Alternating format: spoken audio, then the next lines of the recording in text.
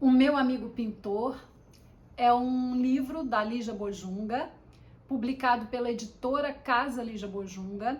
Este livro, agora ele vai ser lido, né, e discutido por todos aqueles que desejam fazer o vestibular da UERJ e todos aqueles que desejam mergulhar nesse universo desse amigo pintor e do menino que é o protagonista dessa novela, dessa história feita em capítulos como se fossem páginas de um diário.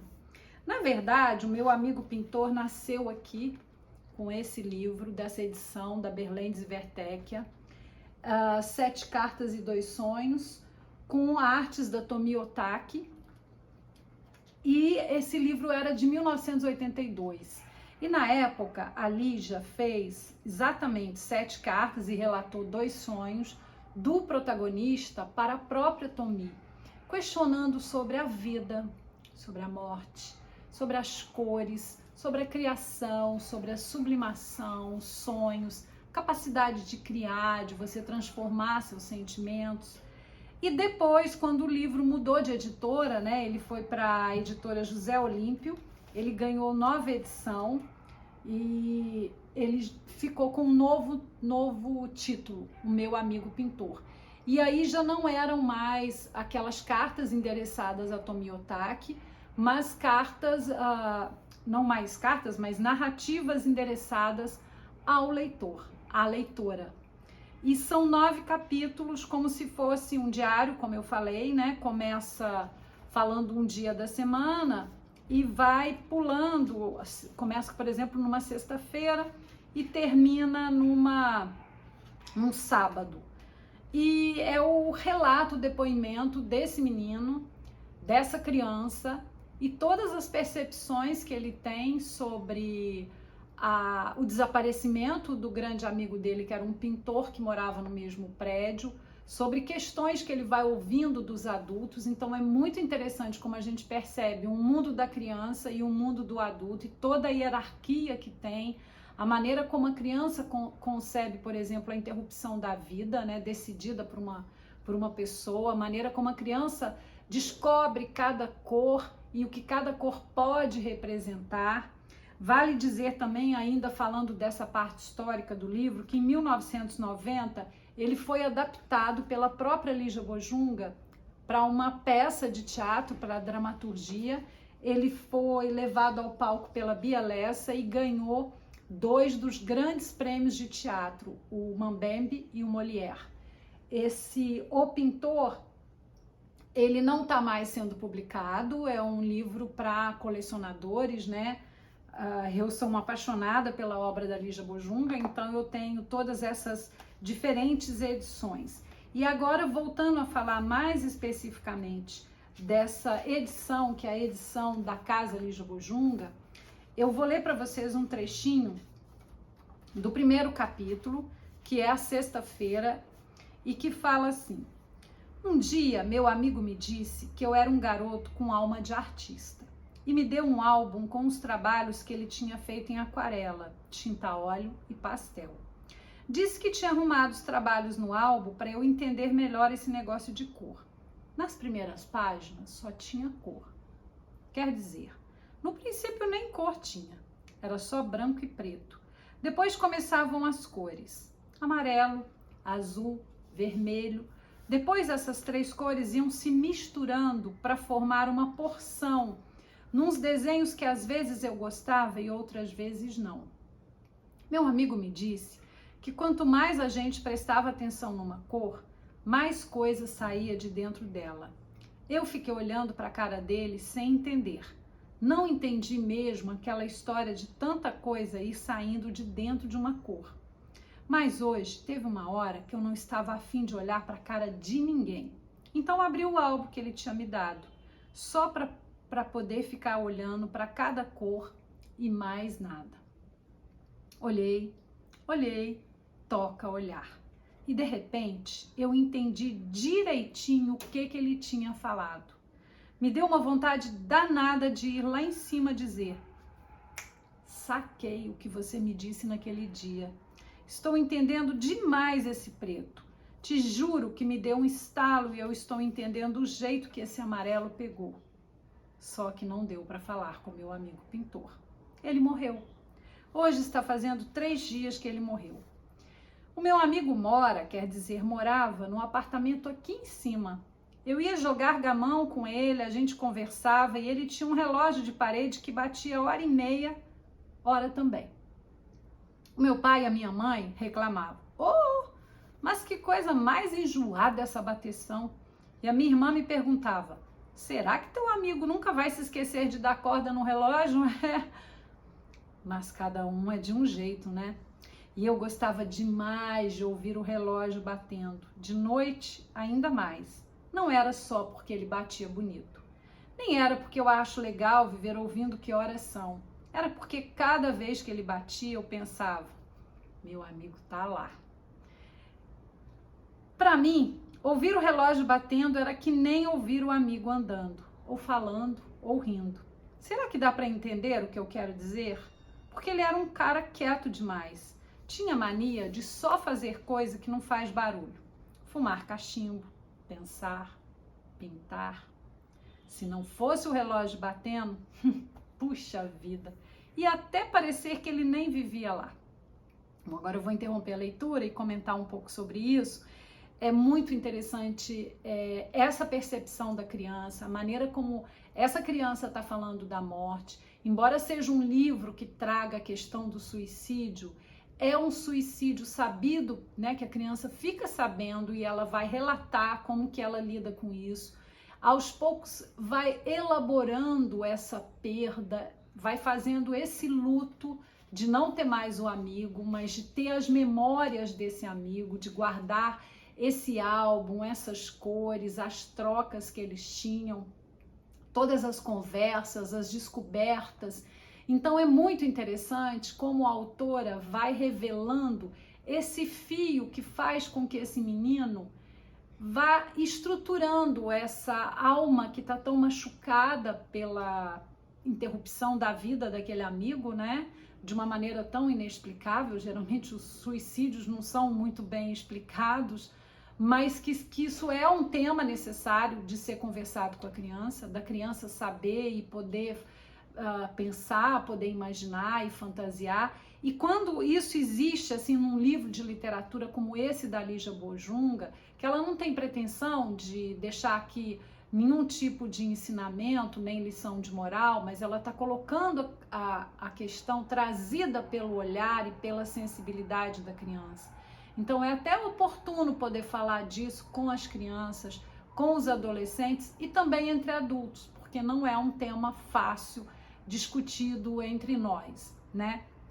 E como a autora vai trazendo essa questão da descoberta das cores, da representatividade de cada cor, né? E da memória que o menino vai puxando em relação a esse relógio que bate, as cores que ele vai lembrando, ela vai fazer uso de uma linguagem não verbal muito interessante, assim como o ruído, assim como as sensações, as cores, né, a fantasia, e isso tudo vai sendo tecido num processo de você poder tentar entender essa morte e tentar entender que o amigo, na verdade, se foi, mas ao mesmo tempo também ele continua, porque ele continua por meio da arte que ele deixou, ele continua por meio de tudo aquilo que ele construiu com essa criança, da confiança, da amizade.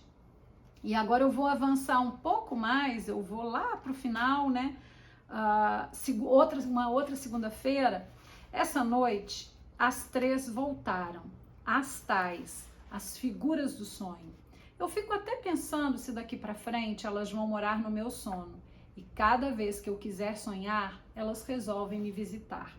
As 3 chegaram que nem da outra vez, juntinho, mas desta vez estavam de roupa verde.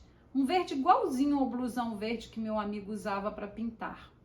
Mas nesse sonho, sabe, em vez de uma ser fantasma e as outras coro, elas eram as 3 paixões do meu amigo pintor.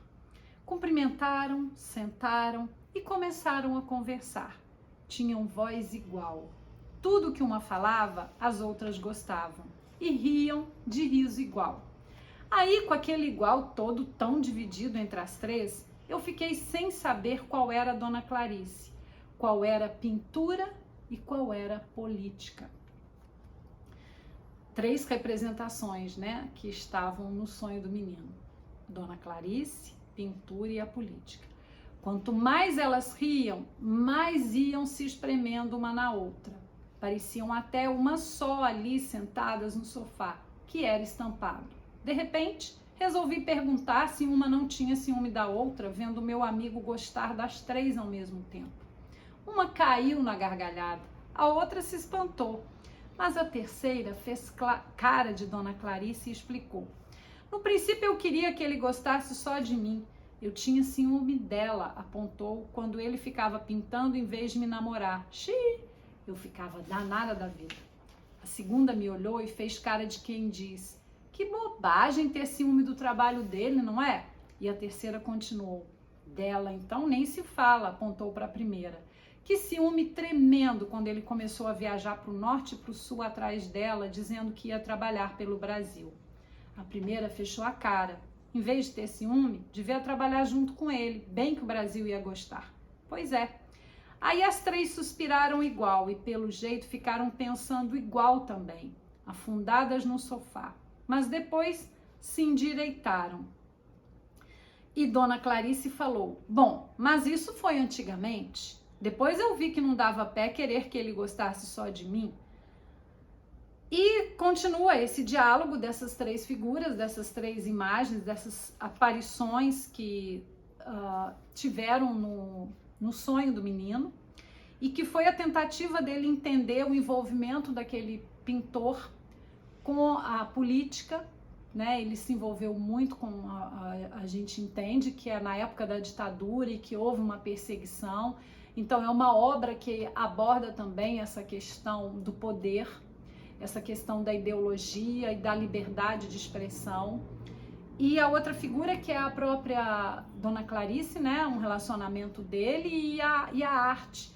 E é muito bom perceber que a Lígia faz esse uso do recurso do sonho, não somente nessa obra, mas em outras obras dela. Ela traz essa possibilidade assim de colocar o personagem sonhando e podendo elaborar e podendo desconstruir os traumas, as ansiedades, as angústias e ressignificar cada figura dessa, ressignificar suas próprias memórias.